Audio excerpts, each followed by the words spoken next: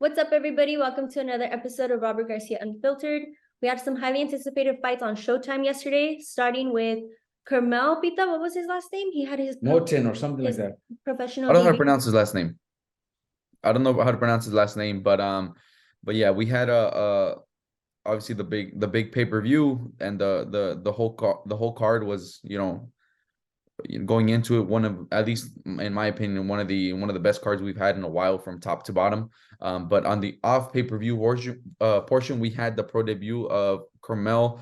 I can't pronounce his last name, Moton, or I don't know how to pronounce the last name, but that kid's legit. I seen him fighting the amateurs a few times. The kids at the gym all knew about him. He was like somebody that was talked about a lot in the amateurs. I don't even know how many times he was a national champ, just like 17, 18-time national champ. Floyd Mayweather talks about him as like the next Tank Davis. And is he signed by Mayweather Promotions? Well, I assume so. He trains there. He wears TMT everywhere. He's been with Mayweather since he was a kid. He trains. He's been training at the gym. Yeah, so I assume I never saw anything of him. Oh, he's officially signed with Mayweather or anything like that. But the kid is legit. He was a great amateur, and he looks like he's he's gonna be a really, really good professional boxer. He had a first round knockout over an opponent that was 4-0. He's only 17 years old. So yeah, that was Yeah, and when you have a young kid that's turning pro, especially at 17, mostly everybody is gonna go pick the right fights. A lot of people take them to Mexico. A lot of promoters or managers, they build the record, but local shows or even if it's a big promotion, a big event, they still pick the right opponent. I think him going in against a kid that was 4-0, that makes that says a lot about the kid. Because you said that we even used that kid for sparring, right, a few times. He came to the gym to spar. Chep is the one that reminded me Chep is the one that pointed it out that kid came to our gym before he sparred. And then Bam texted me yesterday. I was texting Bam about his baby, and then he told, yeah, he's having a girl, and he's the one that told me that he's like, oh, I was sparring him when I was gonna fight Rungvis. I sparred him a few times. I don't know how many times or how many times that kid has been to the gym, but I remembered him. Once Chepa told me, I was like, oh, he does look really familiar. And then Bam's the one that told me that Bam sparred him when he was going to fight Rungvisai. And from what I remember, he was a tough kid. He was a tough kid. For somebody to turn pro against him at 17 years old is like you said, says a lot. What weight division is he on? Featherweight? Yeah, I believe he's featherweight. Okay, but let's also go back to what Mayweather's been saying. And yeah, nothing to do with the kid, nothing to do with his team, nothing to do with his training camp or whatever. But if Mayweather was saying he wants him to turn pro against Wood, a guy that's world class fighter, world champion, you probably can't get the world title fight right away at your pro debut at 17. But if Mayweather's saying all that, then if Mayweather's in charge, because I don't even know if that kid is under Mayweather Promotions, but if Mayweather's saying all that he could turn pro against Lee Wood, you don't think it should have been somebody maybe a little more experienced, more like world-class fighter? If you already because Floyd didn't. But if you're thinking your fighter is it could beat a world champion right now. No, but he doesn't really think that. He's saying that. He's just I think he's saying that, yeah, of course, that's the way Mayweather is. But he does because he doesn't really think that. That's the thing. He doesn't really think that. But he says it, but that's just him being a promoter. That's just Floyd being a promoter. He doesn't really think that the kid should be fighting. But I seen the highlights. I seen the highlights. The kid took care of business. He went out there and went out there. Yeah. The only thing that sucked was that it was after the main event. That should have been. Was it? Why didn't it was after the main event. It should have been the last fight leading into the pay-per-view. It should have been on the YouTube portion of the first round fight, so they should have put it. It was 6-rounder. Yeah, but it was a first round knockout. Oh yeah. So it should have been early. It should have been right before the pay-per-view started to get the kids some exposure on YouTube and stuff. But yeah, they put them till after the main event, which kind of sucks. There wasn't a lot of people in the crowd by the time he fought. By the time Canelo does interviews and stuff like that. But what you said was true, that we understand what it's like to fight for different commissions and the rules and how strict they are on certain opponents and stuff. And one of the commission that probably matches young prospects and stuff the toughest, or doesn't allow the easy opponents and stuff, is Las Vegas. For the kid to be 17 years old, we had that with Joseph Adorno. Remember, Joseph Adorno was 17 years old when he signed with Top Rank, and he was supposed to turn pro on Lomachenko versus I forgot who, on a Lomachenko, in Las Vegas. And Brad was saying, okay, these are the opponents that could probably get approved, and they were all like 2-0, 3-0, and stuff like that.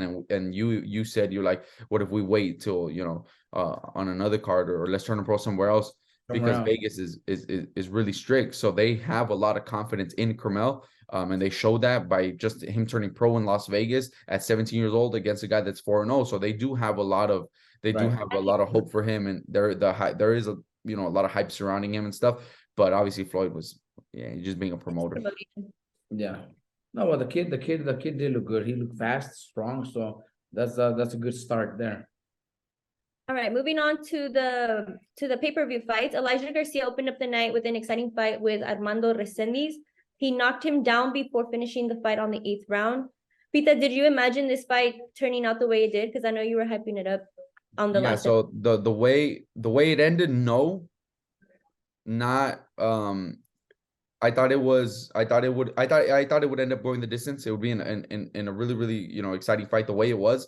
The way the fight was playing out, I did expect that, but I didn't expect Elijah Garcia to be able to stop Resendiz. He, that was a big statement win for him.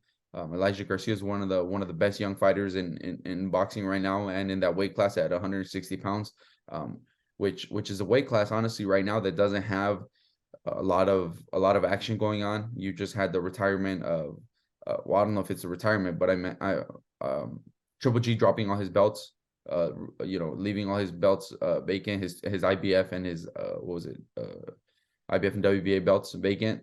And the guys that are coming up to fight for them aren't the most exciting guys.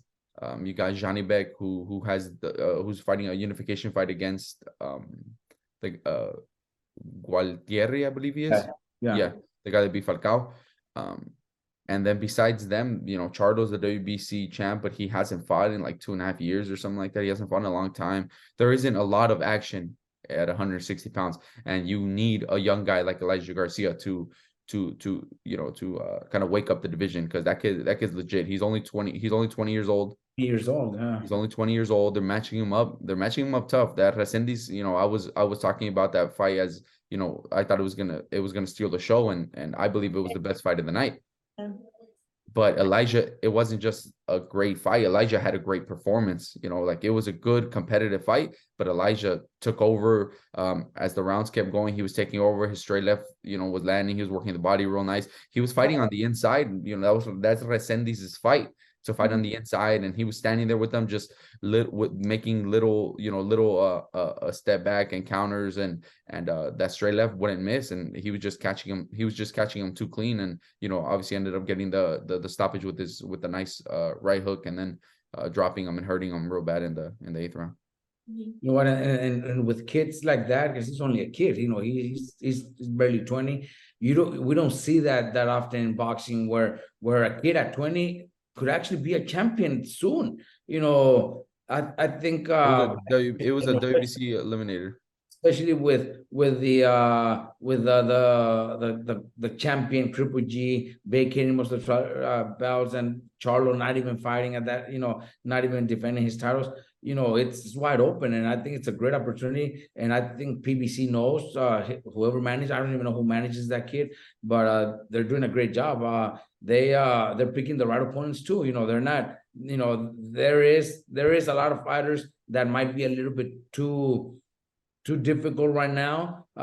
Johnny Beck's probably the most dangerous one right now at the moment that's active. So they're not gonna put him against Johnny Beck, but there's so many other If we just go with the guys with PBC, he's obviously with PBC. If we just go there, the one name that pops up and that I think about is him versus maybe like a Carlos Adames, Caballo Bronco. Oh, yeah. He's in that weight class. He has the WBC interim title. He's waiting for he's waiting for Charlo to come back to get a chance at yeah. Charlo. Think about that one. But that's someone I don't put him in with because we trained Caballo Bronco. We trained him. That is one of the strongest guys in boxing. Like that's one of the strongest guys that I've ever felt, doing mitts. But don't you think with the kid already showing what he has, the kid, I think 20 is too young for him. I do believe so. But you don't think the kid already showing what he's done, what he did, yesterday, what he's done in the past. You don't think the only thing would be if he gets stopped or knocked out early in the fight, but if he keeps fighting and he takes a good punch, you don't think he has a chance of having Caballo hold at the end?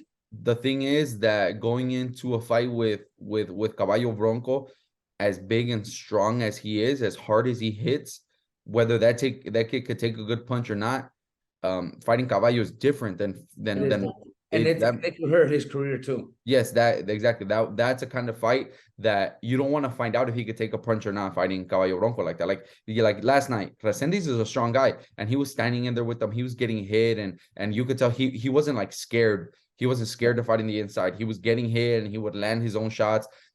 So he's legit. But with Caballo Bronco, that's different. That's a whole different kind of animal. That guy, I'm telling you, that's one of the, obviously my dad knows more than most people. That guy can crack. So how long do you think he'll be ready to fight someone like him? It's just a matter of him being just too young right now. He's 20. He's only 20 years old. How about him versus Lara? Lara's he beat the shit out of Elijah Lara. But Lara's, I think, WBA somehow. Yeah. So if PBC wants to build him into a star, which he has the potential to do. At 20, he'll be the youngest. He'll be breaking records. So I think they're gonna. I think they could go the WBA route, get him one of those titles. Like I said last night was a WBC. I don't even most of those most of the fights on the PBC cards nowadays are WBC eliminators, but they really aren't. They used to be WBA eliminators. Yeah, they used to be WBA eliminators. But I think they should go the route of the WBA and get him against Lara, get him against Danny Garcia. Danny Garcia was supposed to be fighting Lara later this year, but that fight never got announced, so we never heard anything. But he should go that route, fight one of those guys, and then maybe do a unification fight later. Yeah, maybe do a unification fight after with a Caballo Bronco or Charlo or something like that, because right now he's too young to take that kind of risk with Carlos Adames. You think he beats Danny Garcia? Yeah, I think he beats Danny Garcia. I think he beats almost everybody at 160. You don't think? Come on, you don't think he beats the guy that beat Falcao? Yes, he beats the guy. He stops him. He stops him. He could probably I'm not sure if he'll beat, but he'll give Janibek a really, really good fight. He could possibly beat him too. The only one, I think the best middleweight right now with the way he's been performing is Caballo Bronco. I think Carlos Adames is the best middleweight. How about Charlo? No, Charlo that hasn't fought. We don't know what Charlo. We don't know where he's at. They've been saying they haven't said exactly what it is that he's been having problems with, or what's going on with him. But he's obviously having problems. So I wouldn't talk about him. Right now, let him do a comeback fight. And I think he should fight. He should be the one that's fighting Adames, soon. But yeah, Elijah Garcia, he's on his way to become a superstar, and they just gotta be smart. They just gotta be smart with the way they do it, because that kid's on his way to being a star.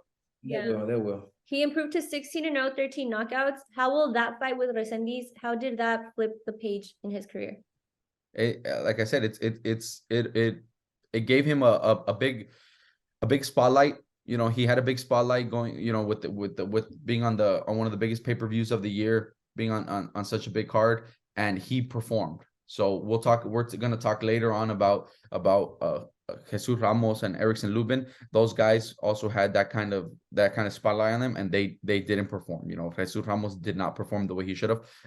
But Elijah Garcia, he should have been the co-main event. Honestly, now the way we're looking at it now, he should have been the co-main event. Next time he probably will, because now they're gonna know the difference. Yeah, he stole the show. He took advantage of his opportunity, and he showed the world that he's one of the best young fighters in the world right now. All right, moving on to Barrios versus Ugas. Barrios got a unanimous decision win over Ugas after knocking him down in the second and the 12th round. It was a tough fight for him, but how would you guys describe it? I think Barrios with the fights that he's been in, the way his career has gone, where he's been a champion at 140, he's lost a few fights. He needed this, and that's why he went out and performed the way he did, because he knew it was like probably, I can't say his last chance, because he's young But at a too. big fight like that, it could have been his But a last. big fight like that, yeah, it could have been his last opportunity. Right. He trained, and the good thing is also Bob Santos. I think Bob Santos also not because Barrios, because he knows Barrios might be his last fight. No, because Bob Santos also has something personal with that fight, with that team. That's between them, so I can't get involved. I can't get into it, but it's something personal. So Bob Santos is also one of those trainers that wants to be mentioned and wants to be recognized and wants to be up there with the best, which he already is. With this win, even more. He's getting closer to being. He already is one of the top trainers. So he wants to be mentioned as he's the best. He's the best at what he does. That was a great win for them. Honestly, I think very few people expected that. I think in boxing, most of the people thought Ugas was going to beat Barrios, but he was a 4-1 favorite. Yeah, but Barrios, like I said, Barrios being that Latino pride, Mexican pride, he's got a whole city behind him, San Antonio, Texas. He went in and did what very few can do. He took care of business, and like I mentioned earlier, again, with Bob Santos, a little more personal, where, man, I got to win this fight, and being the underdog and still pulling it off, that means a lot. That says a lot. Yeah, the casual fan didn't understand that aspect of the fight, where the two trainers, Bob Santos used to work with or for, I don't know what their situation was before, but he used to work with Ismael Salas. Left that gym, took some of the fighters that were there. They left, I want to say but a few fighters that were there with Ismael Salas ended up leaving him and going with Bob Santos.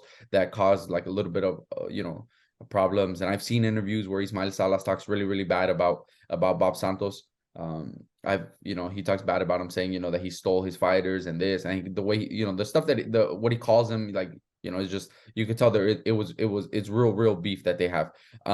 And obviously going into this fight, Salas is getting Ugas ready, and then Bob Santos is getting Mario Barrios ready, and they pulled off the upset. So it was like you said, it was a really, really good win for Bob Santos. It was a really good win for him and his team to, like you said, solidify himself as one of the top trainers, beating the guy that he was working under, or whatever, that's been talking a lot about him and stuff. So that was a good win for him. But for Barrios, like you said, now it gets him another big fight. It guarantees him another big fight. That was a big win for him.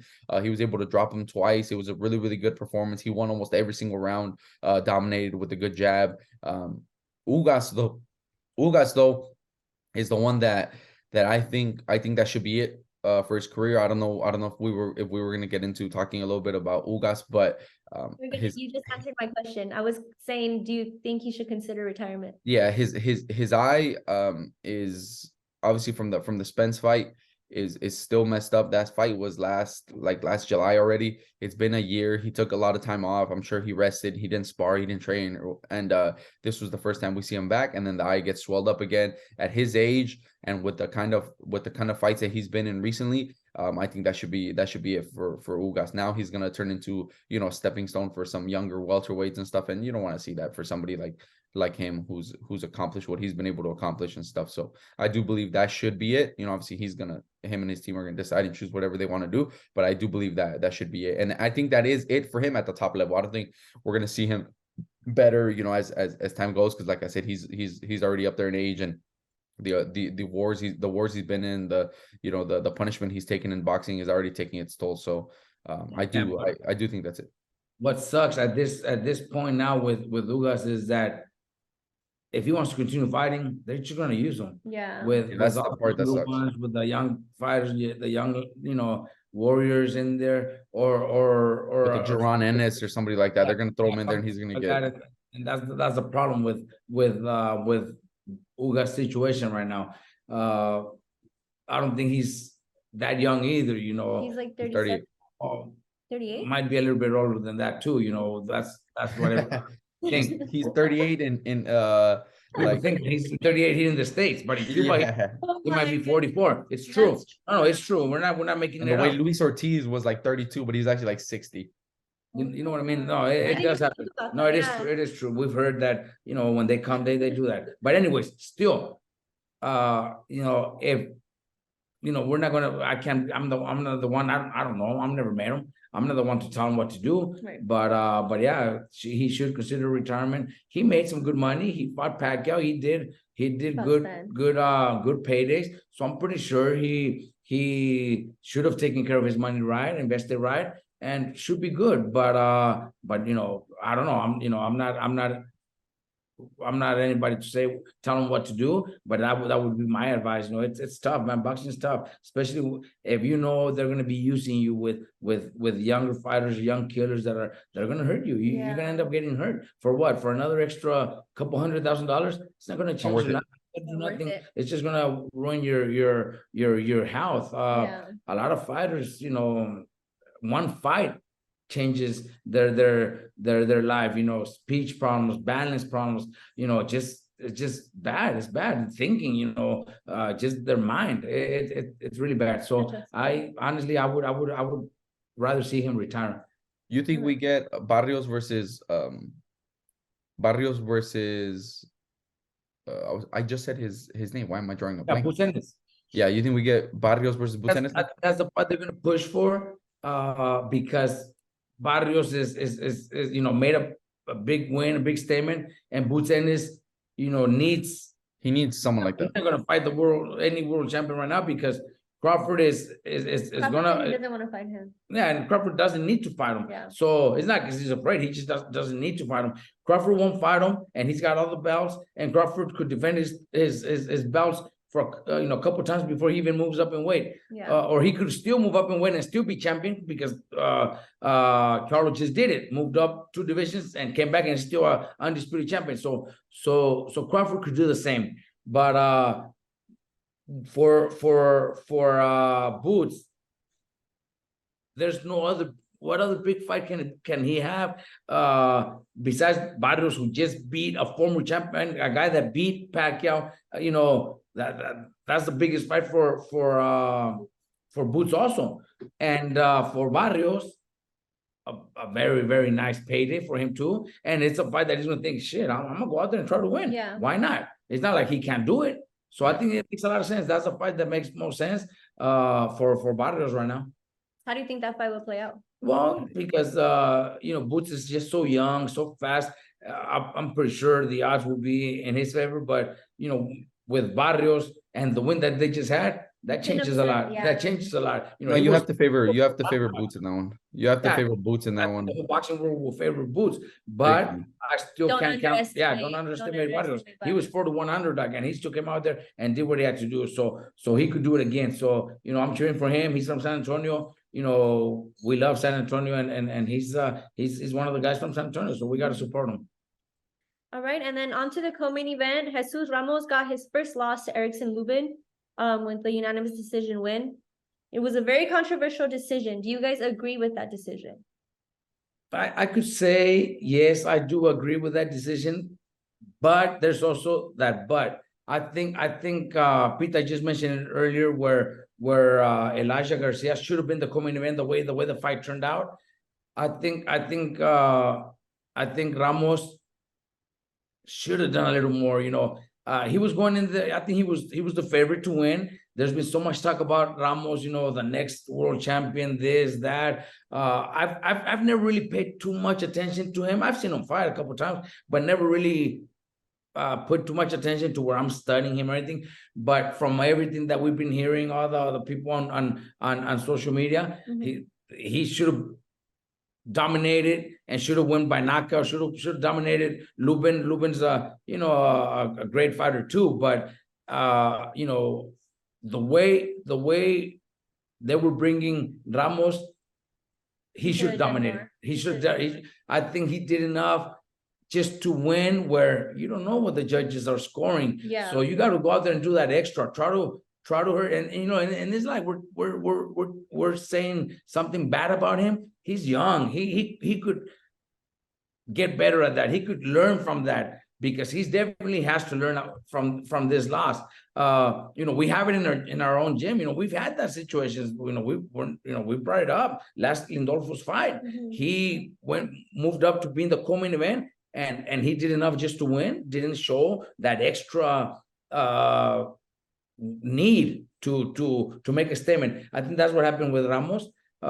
Maybe being on such a big event, the co-main event, maybe hurt him. Maybe he was a little nervous. Maybe he just wasn't ready for that. Yeah. Who knows? I thought it.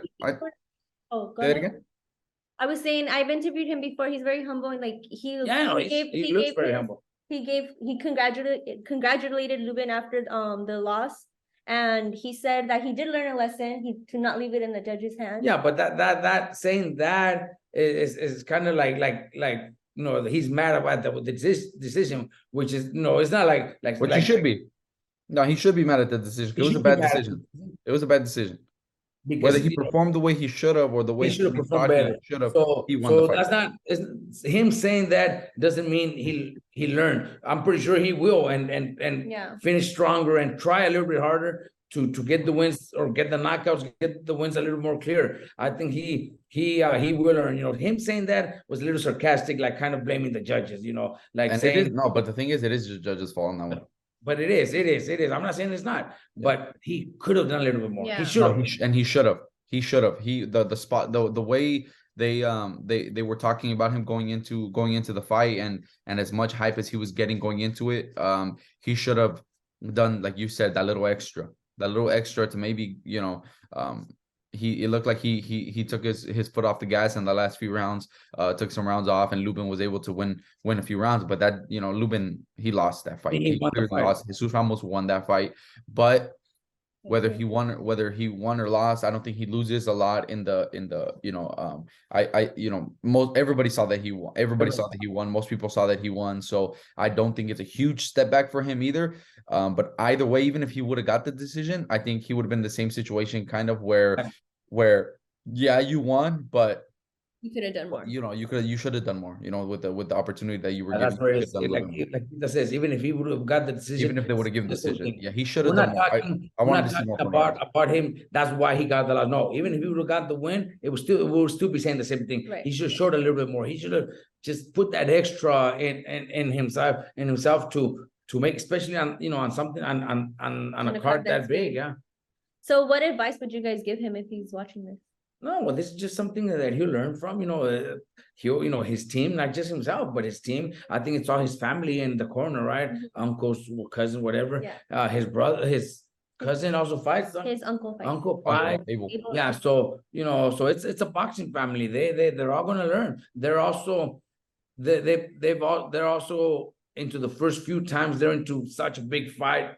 Maybe the first time on, the co-main event of a Canelo, this was a huge event. It happens. It's happened to all of us. Where you're at the big moment and sometimes you make mistakes. Yeah. It's all a learning experience. I just said it about Derek James, Spence fight with Derek James. He had never been in that situation. He had never been, with his fighter getting his ass kicked like that, because he has like 4 young fighters that were always kicking ass, winning. And he gets to that situation, he kind of froze a little. Yeah. But that they're going to learn from that. So the Ramos family, same thing. They're going to learn a lot from this fight, which they still won. I think the whole boxing world knows that he won, but they're going to learn to, when you need to step it up, you have to step it up and finish stronger than what he did. He was supposed to fight on the Spence and Crawford fight, but he got injured. Do you think a hand injury? It was a hand injury. Do you think that had a play in this? Well, it could have, because the fight was just in July. I mean, the fight was just in July. We're talking about 2 months after, so maybe. We're gonna talk about the main event right now, and same thing. Had a few injuries, so we see the difference now. So yeah, does it affect? Of course, it could have been something. So we don't know. They're the only ones that know. But do they need to get something better done? Yes, they do. Mm-hmm. And well, yeah, all said and done, we were expecting a little bit more from that fight. With another one with high expectations, Canelo Charlo. What do you guys think of Charlo? Oh my God, like when when we were talking about it last week, when we were talking about this card, I was saying that it's one of the few cards where you look at the 4 fights that are on the card, and you can't really think of a way that the fights can be boring or just like there's no action or nothing. And we got the main event, the co-main event to do that. Like we got both of them to do that. I wasn't expecting that at all. I was, like I said, I was thinking that this card is going to be one of the best cards of the year. We're going to get nothing but action, and Charlo's going to come. Charlo did not come to win. It was embarrassing. Like he didn't even come to win. He was in survival mode since the first round. Since the first round started, you could tell the way he was throwing his punches. He was throwing them with where he would just. He was pulling them right away. He would throw and pull his punches back. He was holding. He was, you know what I mean? Like I haven't seen a performance that bad in a main event by somebody like Charlo, who I had a lot of I was picking Canelo to win. I thought Canelo was going to win, but Charlo wasn't out. Like I wasn't going into the fight thinking, you know what, he has no shot at winning this. He's big enough to compete with Canelo. He's an undisputed champ at 154 pounds. He's a power puncher. He could box. He could use his jab. He's athletic. Like how did he put on a performance like that? He just went in there and just like he didn't even try to win. I didn't understand it. As I was watching, I'm like, what the hell's going on? Like he doesn't want to win the fight. He's just in there, What I could understand there is obviously the even though he's taller, but still the weight difference, the power, I'm pretty sure he felt it right away. But even then, like Peter's saying, I was a little disappointed too, because I did expect a better fight. We were in a group chat with like 4 different trainers, and we all agreed that it was going to be a great fight, that Charlo did have a chance. I think we all picked Canelo to win, but nobody thought it was going to be, that easy, that Charlo not even trying, especially when you're on the press conference and you're talking about you being the lion and lying this and lying that, man, that was disappointing. That was disappointing to watch. I didn't, I honestly, we couldn't enjoy what I do know, is that he knows he's the champion at 154. He knows he could fight Crawford for all the belts at 154. So he went up there, Yeah, but the thing is that kills any momentum that he had. Any, you know what I mean?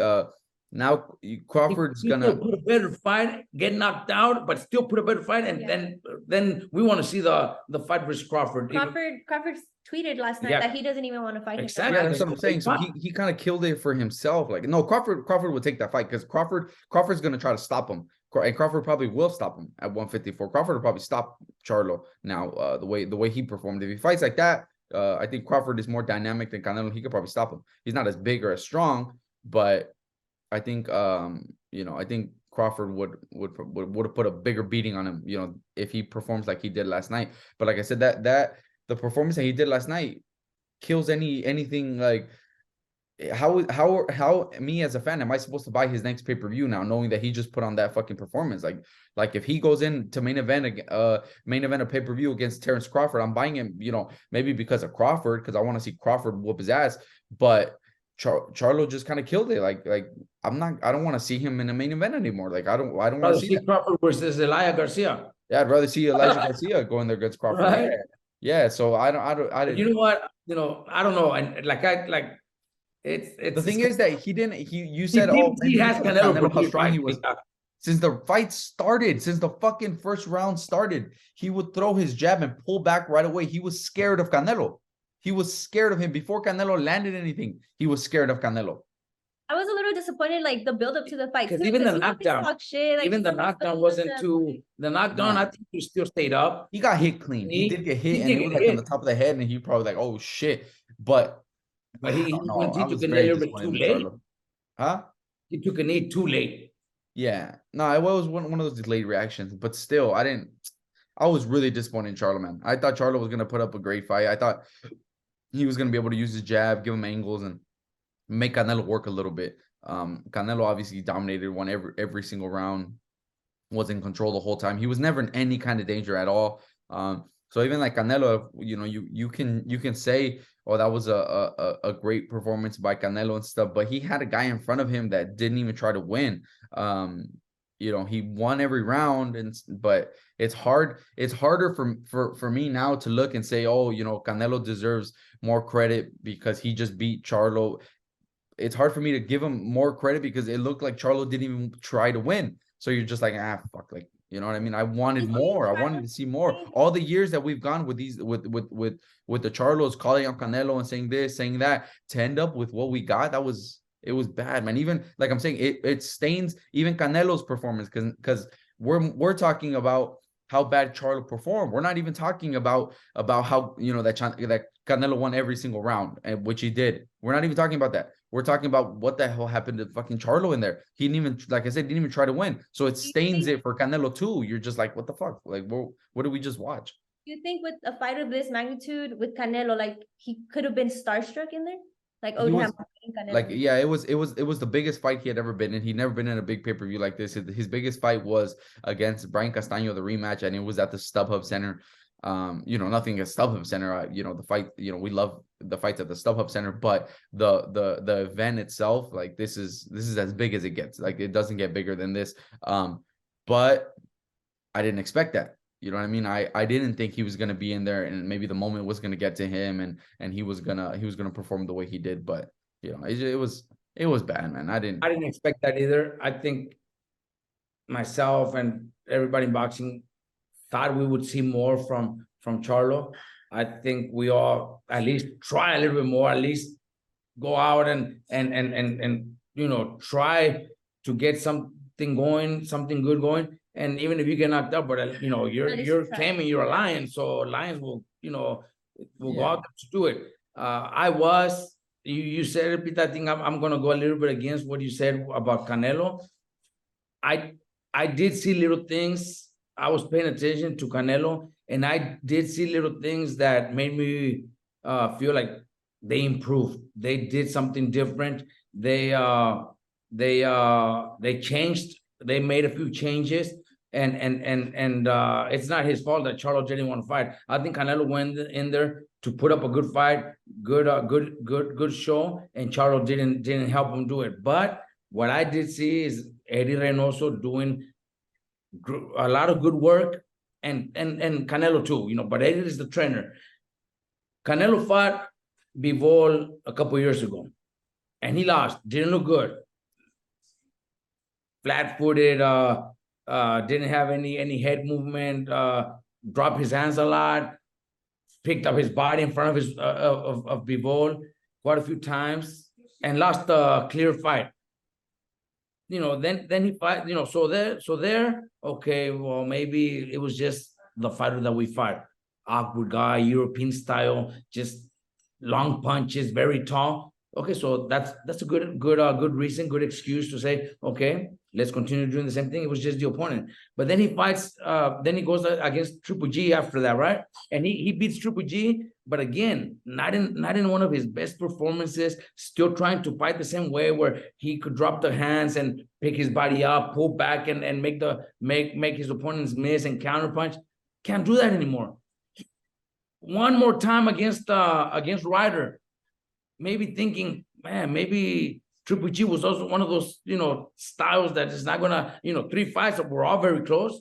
You know, they were pretty close fights. So I think they changed it now, because I seen the Canelo Pita. I don't know if you guys even paid attention to it, but he did not pull back anymore. And the times that he did, he had his hands up. I think now they realize that after so many years, so many great performances, so much very good defense, because, you know, him against some of the fighters where you could tell, you know, see them throwing 4 or 5 punches and Canelo making them miss all with head movement. But comes the time, the day where you don't have that anymore. You don't have those reflexes anymore. And I think Eddie Reynoso finally seen that, and Canelo listened to him, and now I'm pretty sure everybody noticed. All he did was come forward, hands up high, He already is a very strong fighter. We already know he takes a really good punch. So they're not going to hurt him, especially at 154. So he had his hands up high, kept coming. I never seen him stand up in front of him and with his hands down, try to pull back. He pulled back a couple times, but his hands were up high. Yeah. So now from what I've seen his last three or four fights to now, I seen a change He improved a lot. for him to not that he improved a lot, because he was better before, making a mess and doing all his his waist, his knees, his head movement was great. So he did not improve. But at his age, at his stage of his career, with so many fights, so many camps, so many sparring matches, he doesn't have that anymore. But now keep your hands up high. We know you take a good punch. We know you hit great, very, very hard. So let's use that in our advantage. And I think that's what they're going to do in the next few fights. Hands up high, keep going, pressuring his opponents, block. If you make a miss once in a while, yeah, of course you're going to try to make a miss. But he doesn't have that reflex anymore where he was making his opponents miss 5-6 punches at a time, moving his head with his hands down. Can't do that anymore. Yeah, so I think that hands up high, let's go. Block, get him in the ropes and hurt him. Yeah, what you're trying to say is that they started to get a little like complacent. They started to think, like you said, maybe Bivolo, he's just bigger than you, and then the Triple G fight, and then they're like, it's already a very close fight. Yeah. And after the Ryder, where he should have destroyed Ryder, Yeah. he should have gone out there and knocked him out, and he still didn't have one of his best performances. He clearly won, but didn't look great. I think Eddie Reynoso finally, and not only 80. I think one of the best signs for Canelo going into this fight that we could have got was the fact that they moved their camp. They moved their camp to Lake Tahoe. I think at the stage that Canelo's at, all you have to do as a trainer like Eddie Reynoso and Canelo himself, all they have to do now is to make sure they keep him engaged, and they switch a few things up in camp, because we've seen it like with Mikey, with some of the guys as they get older and stuff, like it's not so much like, yeah, they're tired of like the wear and tear on their body, but mentally too, of doing the same thing over and over and over and over. I think them moving to their training camp to Lake Tahoe and stuff really helped them out. Different scenery, high altitude. It just switched things up for him just a little bit to where it keeps him engaged. For somebody like Canelo, who after a few years in camp in San Diego, like, he was getting too much attention. So many people starting to find out where his gym was. So I'm pretty sure there was so many people waiting for him outside the gym or around the block just to see him. So that change was good for them, but it doesn't have to be for everybody. For that type of fighter, yes, the type of person, the fighter that he's a celebrity and everybody wants to meet him and take a picture with him, I totally understand. But it doesn't have to be. I think the main thing was they realized, they noticed, you don't have that same reflex anymore. You don't have that same knees, waist, head movement combined. He had it. He does, and it's not there anymore. So now keep your hands up high. Go after your opponents, cut the ring, look for those body shots, and that's what he was doing. Charlo just moved around too much, where he made it not a non-exciting fight, but it was because of Charlo, not because of Canelo. Yeah, but what I meant about him going to Tahoe is obviously, I don't, like, we've talked about training in altitude and like how different strength and conditioning coaches and stuff have told us it doesn't affect this and that. I don't think that's the reason that he won the fight, or that it helped him so much that he was up in altitude. I think the fact that he's willing to do that kind of stuff is what I'm saying. Like, the fact that he's still looking for different ways to where he's at now, he could easily just train in San Diego, train in Guadalajara. They have their gym in Guadalajara too. He could easily just be complacent and train wherever he wants and just be comfortable. But the fact that he's willing to do that stuff shows you that he's still motivated to still keep proving people wrong, to keep beating these young guys that he's beating up on, and that's the biggest thing to me that it showed, was that at the stage where he's at, the age, all the money he's made, everything he's accomplished, he's still willing to do those little things to show that he's not done yet. He was 100% locked in. Like, he wasn't even sitting down in the corners in between rounds. But with that performance, do you think he beats David Benavidez? Well, it's always it's still going to be a good fight. It'll be a great fight because I think David Benavidez is just too big and too strong. Where Canelo's last few performances before last night, I was already picking Benavidez. Now with this hands up high fight on the end, follow your opponent, chase your opponent around, cut the ring, dig into that body. It's a more interesting fight for me now. I think it's gonna be it's interesting. Man, Benavidez is just young and hungry and he's just such a big, strong kid that, man, I might still lean, that Benavidez pulls it off, but it'll be, hopefully it happens. Hopefully we see it. I don't know if we ever will, honestly. Hopefully. I think we do get it. I feel like it's gonna be Canelo's third fight with PBC. You think so? Mhm. Hopefully, because I do want to see it. I think we do get it. I think we get it next. I think we get it in May. Next? I think we get it in May after Benavidez beats Bubo Andrade. And what would be Canelo's third fight with PBC then? It doesn't matter. He can fight whoever he wants. Yeah, but you don't think they'll leave the Benavidez fight to the end? I think he'll do it next. The way he performed, the way he looked, the way I'm telling you, the way I think he's motivated right now. I think he does it. I think they do it in May. And I don't know if I don't know who I would favor in that fight, because obviously David is one guy that we could almost 100% guarantee he's not gonna bitch out the way Charlo did. He's not gonna go in there and give a bad performance like that. David will die in the ring, before he has a performance like that. So I don't know how, I can't, like I said, I can't judge Canelo too much. I can't give him too much credit after this performance either. I would like to have come on here and said, that I thought he looked this and that, but the way Charlo performed, it killed it for me. So I really don't know who I would pick with him and Benavidez right now. But I do think we get it next. So you think it'll be Benavidez next, and then the last one, who? Crawford? Maybe They're Charlo, entertaining. I don't think we get. I don't think so. I think that's too much. I think that's too much weight. Crawford is, he's a welterweight now, and he's a big, strong welterweight. But we got to remember, he started at lightweight. He was fighting at 100. His first title was at 135 pounds. That's going up from his first world title fight. That's going up 33 pounds. I think that's too much. Going back a little bit, because you guys kind of switched the topic to Canelo, but I was gonna talk about Charlo a little bit. He was doing his thing at 154. He was undisputed, like all this stuff, but he was never mentioned in the top pound for pound list. Why do you think that is? That's why. No, he should have been. I always thought he was. Well, because he won all belts doesn't mean you're one of there could be a fighter that's not a world champion. It could be much more talented than any world champion, and could be. Yeah, but pound for pound is accomplishments and stuff. There's no way Charlo's not a top 10 fighter in the world. Like he at 154 when he was fighting at 1. Huh? You think he still is? No, not after last night, but before, when he was fighting at 154, and you're in the undisputed champ. It's hard to become undisputed, and the weight class he did it at is not an easy weight class. That's a really, really tough weight class at 154 pounds. I thought he was one of the 10 pound for pound best fighters in the world. After last night's performance, I have to, take him out of there and maybe put in some of the younger guys on the way up. But I always thought he was, and he should have been, when he before this last performance.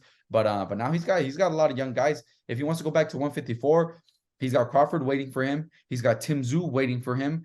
So it's not easy for him, after this, the amount of money that he made for this one. Now we're gonna see if he gets a little complacent, the way we're talking about maybe Canelo and stuff, or we'll see how he performs after this, because that was a bad performance, and he made a shitload of money, I'm sure. So we'll see what he ends up deciding, because at 154 he's still got a lot of tough guys coming for him at that weight class.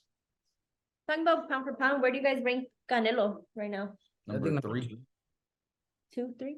I got number 3. 3. I got Crawford and then Canelo. Who's your top 5? Well, Crawford, Canelo, Inoue. I got Crawford, Inoue, and then Canelo. Something like, those 3 are probably the top 3 there. Nah, but Usyk hasn't fought. Oh, he just fought. You're right.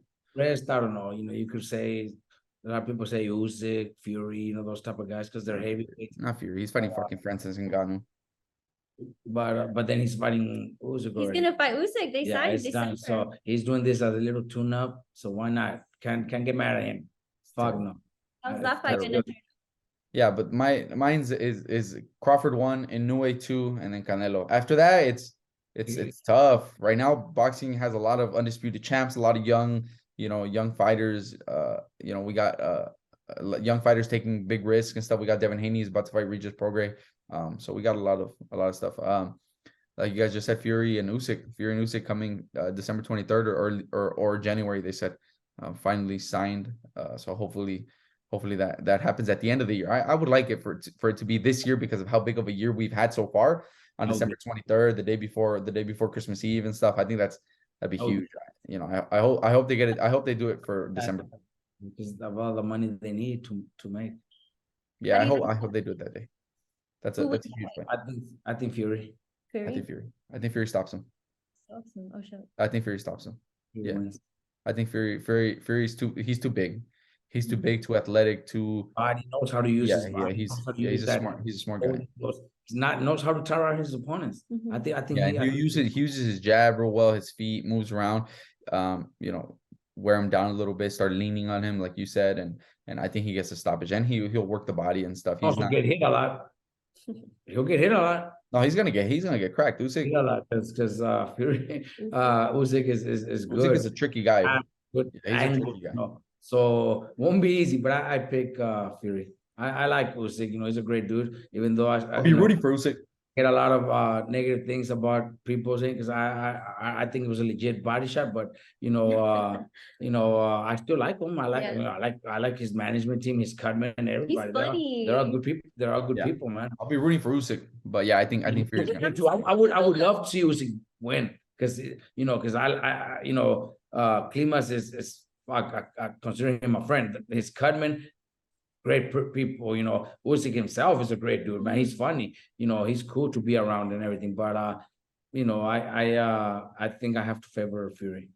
I'm excited for the build-up for that fight because I know Fury's gonna be talking like he always does. It'll be crazy. It'll be nice. You guys have your show this upcoming Saturday. Do you want to touch up on that, Peter? Yes, we have our show Saturday, October 7th at the Orange Show in San Bernardino. We have 11 scheduled fights right now, so we have a lot of guys. I believe we have like 5 or 6 guys from the gym, but then we got other local guys on the card. We have Louis Coria who will be main eventing the event. We have Albert Gonzalez. Art Barrera Jr. 1-0. We have Leonardo Rubalcaba, who is 2-0, will be on the card. Jesus Torres Beltran, who's from San Bernardino himself. Yeah, he fought Chema on our show in January, I believe. He fought Chema. Yeah, he was supposed to be on our last show, but his opponent pulled out like last minute. We couldn't get him a replacement. Felix Soria will be on the card. Baby, we have the pro debut of Diego Dominguez, a kid right here from San Bernardino as well. And then we have 3 guys from that Dave Trujillo trains from. I believe Dave's in Temecula or San Diego. I can't remember. I think it's Temecula. Ian Morgan, David Longaria, and Jimmy Nunez, who will be on the card as well. So got a lot of guys. Make sure you guys come out. The show, the doors will be opening at 5 p.m. and the first fight will be at 6. Again, it's at the Orange Show in San Bernardino. Tickets starting at $60. Right? San Bernardino Fairgrounds? Yeah, it's like the fairgrounds. So we'll have tickets available, at the door if you guys want to come by. If you guys need more info, just check my dad's Instagram at Garcia Boxing, and we have the address, whatever you guys need on there. To be able to put these shows together, we need the support from the fans, from the local people. We do this to build up these kids' records little by little. We're trying to do this because right now, it's hard to get every kid signed to a top promoter. And there's also a big difference right now in fighting on those big cards with top promoters where they're pushing the fighters too fast. They want them to fight too soon for big fights. And I'm doing this to build our fight. We have quite a few fighters in our gym that I know have potential of becoming world champions one day and to become big stars. But I also know that they don't have the experience. They're too young to push them too fast. You get the Elijah Garcias once in a while. Fernando Vargas, bam, who at 21 And Devin one Haney. became at 22, with 1 week became a champion. Fernando Vargas became champion at 21. Elijah could be a champion at 20. You know, you see those They're rare. very, very little, you know. But promoters want to see those want to see that in every single fighter. Yeah. So for us to be doing this, we need the support from the fans. You know, we need the fans to show up and support these kids, because, you know, one day all these kids have a chance of being on those big pay-per-view events, you know, those big main events on ESPN, Showtime, you know, Matchroom, you know, pay-per-view. I think they all have the tools to get in there, but, you know, they also need that support, that promoter, that small promoter that's building the record up, and that's us right now. You know, we just Pita just did that new promotion, you know, House of Champions. We want to continue doing it, and the only way we will continue doing it is obviously the people show up. You know, the fans need to show up. Yeah, people. Oh, go ahead. Say it again. No, go ahead. Oh, yeah. These like my dad said, these events, they're obviously they're funded. They're funded by people paying, you know, for a ticket. Like, we don't have TV, we don't have, you know, stuff like that. You know, obviously a top ranked show, you know, they have ESPN and, you know, Showtime, and you know what I mean, to help pay for the event. When you got small local shows like this, not just ours but other local shows, and, you know, small promoters and stuff that are putting on events like this, it all, you know, it's all based off of, you know, selling tickets or selling alcohol at the event, or, you know, stuff like that. So we need the people to come out and support. You know, we've had really, really good crowds in all the shows we've done. This is the first event that we do that's under our own promotion. You know, we've had other events where we have people helping us and letting us use their license to put on a show. We put on the fighters. This one is all us now. So you know, we're really looking forward to it. The event center, it's a big venue. It's a big venue. Yeah. It's a nice venue. So you know, we hope the people come out and support and come watch, like my dad said, some of the future world champs from our gym. Pita, so this is going to be your first event for House of Champions. Tell us a little bit about the process of how you ended up becoming a promoter like that. So we've been doing shows with other people. You know, years ago when Mikey was still fighting, he would put on an event the day before. So when Mikey would have like his big pay-per-view fights, like when he fought Errol Spence, he had his big fight the day before in Dallas. They would get like a small venue to do an event. I think Bam fought there. We had a lot of like the young guys. I think Bam, I can't remember who else. I think Neno fought on a few of those and stuff. So he would put on a show, but we weren't really in charge of those. Mikey had somebody handling the event. They would just, like I said, put our guys on the show, and we were cool with it. You know, Mikey wasn't too involved either. He was fighting at the time, so he was worried about, you know, his own fights and stuff. So he wasn't really worried about it. Then when Mikey retired, we did 2 events with the same people that were doing his events. And like I said, they would just use our fighters and put on the event. But we the more we thought about it, we're like, why can't we just do this ourselves? You know, we have the fighters, we have the connections with people and stuff. So for this event, this will be the first time we're in charge of everything, you know, from putting the guys on the card to matching them up to everything. You know, we're in charge of everything. You know, I partnered up with Sam Ketkovsky, who's a well-known manager in boxing, who's helping us put these events together, looking for venues and stuff like that. I still needed somebody to be able to handle a lot of the stuff when it comes to like talking to venues and sponsors and stuff like that. So that's where Sam comes in. He's in charge of a lot of what's going on for this event. But yeah, we're putting on our first House of Champions. You know, we've had, like I said, we had an event in January. We just had an event in, I believe it was July, our last event. We did January, and then we did July, which were, you know, technically House of Champions. But we were using that kind of like as a name. It was still under like Garcia Promotions, and we would put, House of Champions. That was the name of the event.